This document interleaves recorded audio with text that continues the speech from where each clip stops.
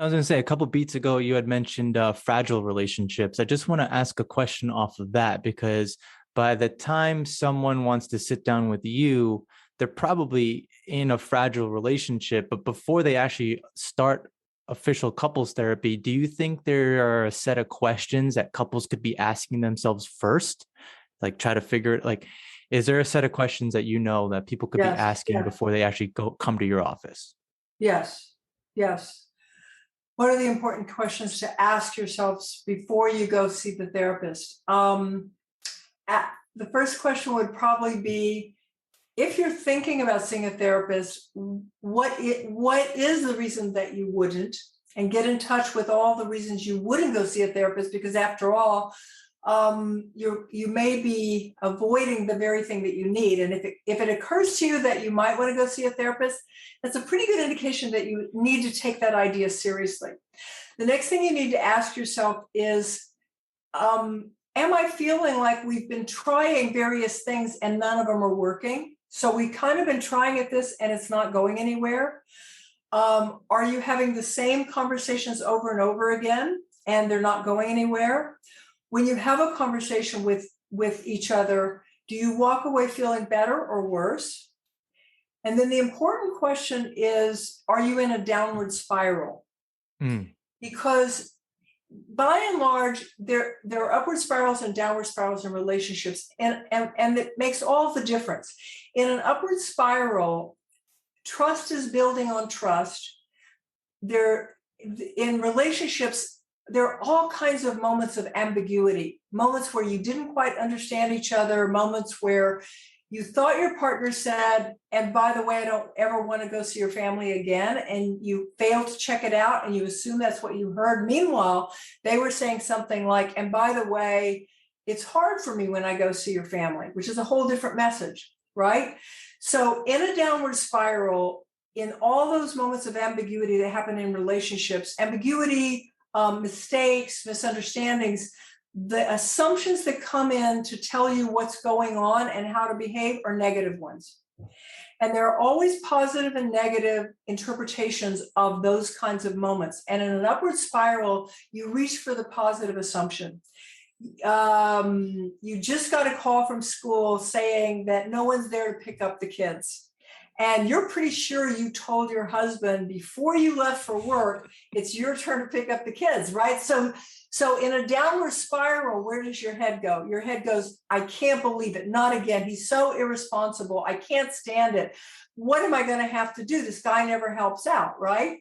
In an yeah. upward spiral, you're telling yourself, oh boy, I'm not sure what I said. I thought I said pick up the kids, but we were in a hurry.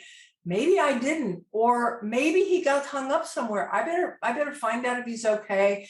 Every once in a while, he just can't get across the bridge. You know, you go to explanations that leave your relationship intact, and the feature that you're with somebody that's a good person and they're trustworthy. And this is an aberration. Something has happened that shouldn't happen, but it doesn't mean that it's a bad relationship or a bad person. And so it's very important, by and large, people, when they go to see the therapist, is because they're in a downward spiral. And it's very hard to reverse a downward spiral. It's sort of like, in physics, there's this concept that it's the amount of energy it takes to reverse the direction of a force is a lot more than the amount of energy it needs to maintain that direction once it started. That's Right. true of the downward spiral. I often tell couples, the bad news is when they walk through my door, you've walked through my door at a point where you're very discouraged. You probably tried everything and you're exhausted.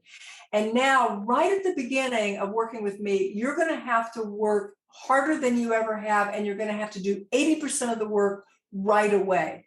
And that's unrealistic and it's unfair, and yet that is what's going to happen. It's not always going to feel this hard. The work they're going to do with me in the first month, couple of months, is the hardest work they'll do. After that, when they start to get a little turning towards trust, towards that pause, when you start to go, I can't believe he did it again, you pause and you go, well, wait a second. Maybe that's what's happening. And maybe he does have a bad habit of not listening to, but is it possible that I actually forgot to tell him to pick up the kids?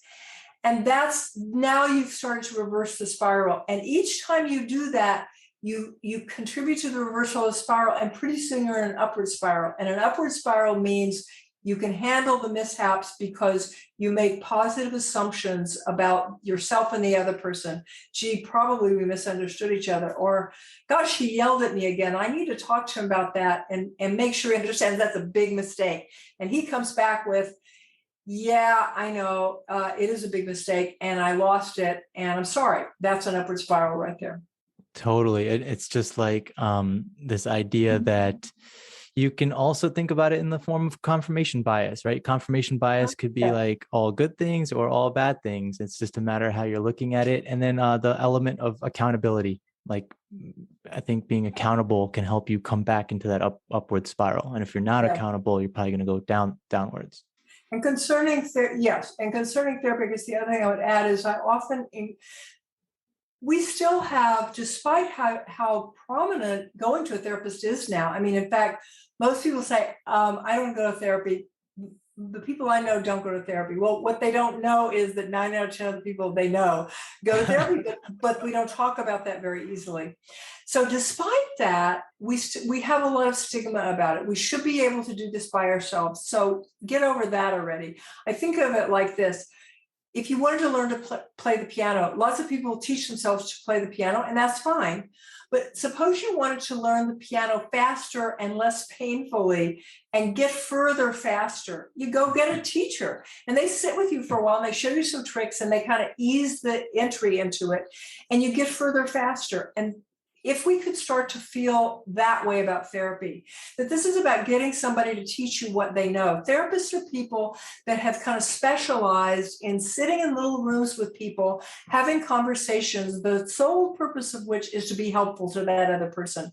They know some things, and they know some things about people. They know some things about relationships.